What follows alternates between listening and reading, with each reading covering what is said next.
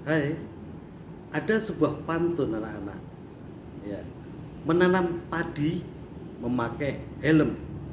Selamat pagi, berkah tanam. Bagaimana kabar kalian hari ini? Baik-baik bukan? Oke, puji syukur kita haturkan kepada Tuhan apabila kita semuanya masih menyandang kesehatan, ketegaran, dan kehidupan ini. Anak-anak yang terkasih, pada pertemuan kita minggu yang lalu, kita sudah mencoba memahami tentang gereja yang adalah sebagai umat Allah dan persekutuan yang terbuka. Nah, kali ini kita akan masuk ke dalam materi sifat-sifat gereja itu. Untuk lebih jelasnya, marilah kita awali dulu dengan doa pembukaan. Marilah kita berdoa. Dalam nama Bapa dan Putra dan Roh Kudus. Amin.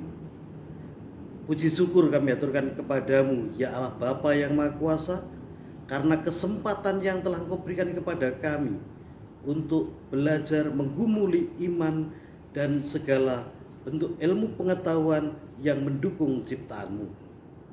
Bapa yang Maha Kasih, kami percaya akan gereja yang satu, kudus, katolik, dan apostolik.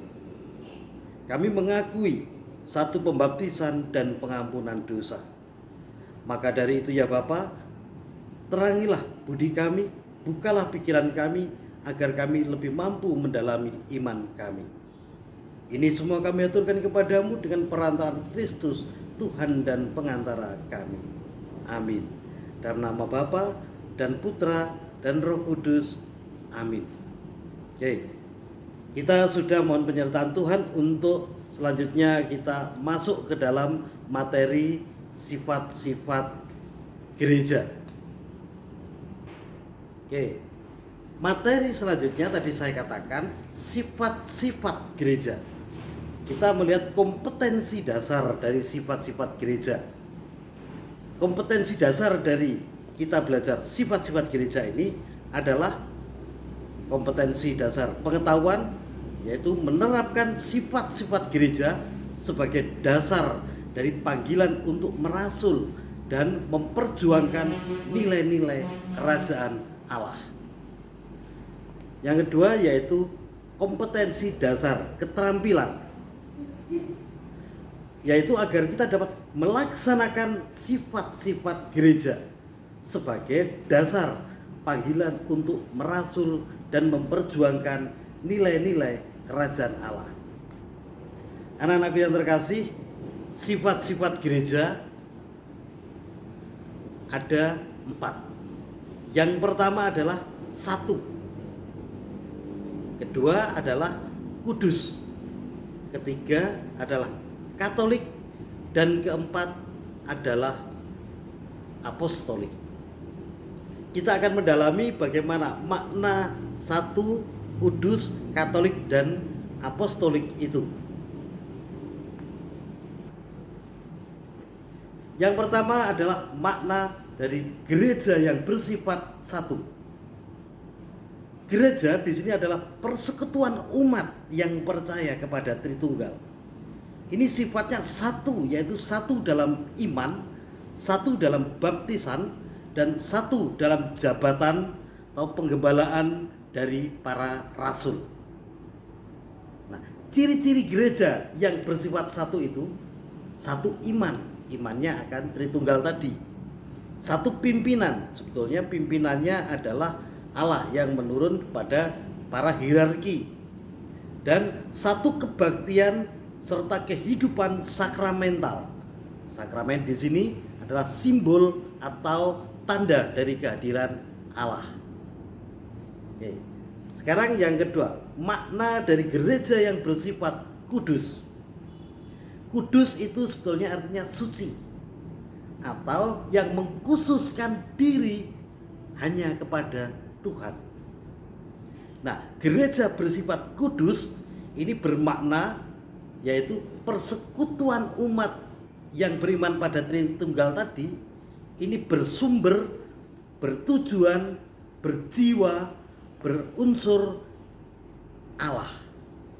dalam mana Allah ini adalah kudus, serta beranggotakan orang-orang kudus yang sudah ditandai dengan pembaptisan. Oke, itu dari dua sifat gereja. Sekarang yang ketiga, sifatnya Katolik. Gereja bersifat Katolik. Katolik artinya sebenarnya adalah umum, universal, terbuka.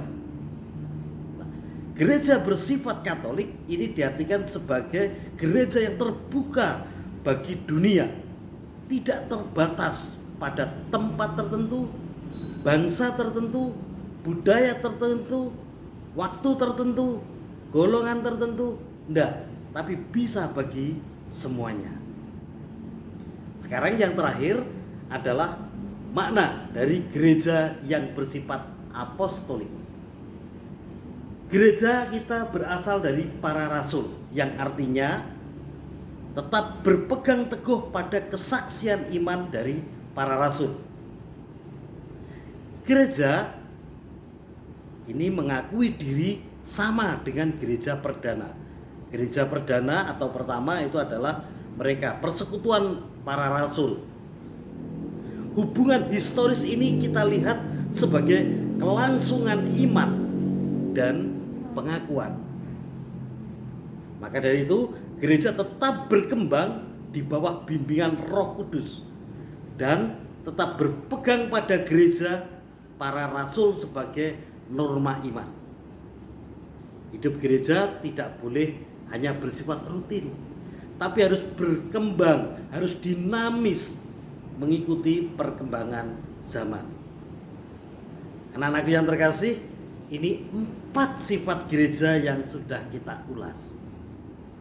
Kalau ada pertanyaan, kalian bisa hitungannya menghubungi, bertanya kepada Pak Matius atau mungkin narasumber yang lain pas pada waktu ke gereja atau katekis di gereja Anda. Silahkan, sehingga kalian lebih memahaminya.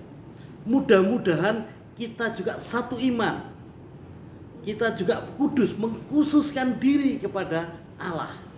Kita juga terbuka pada semua sesama, tidak membatasi dalam pergaulan kita.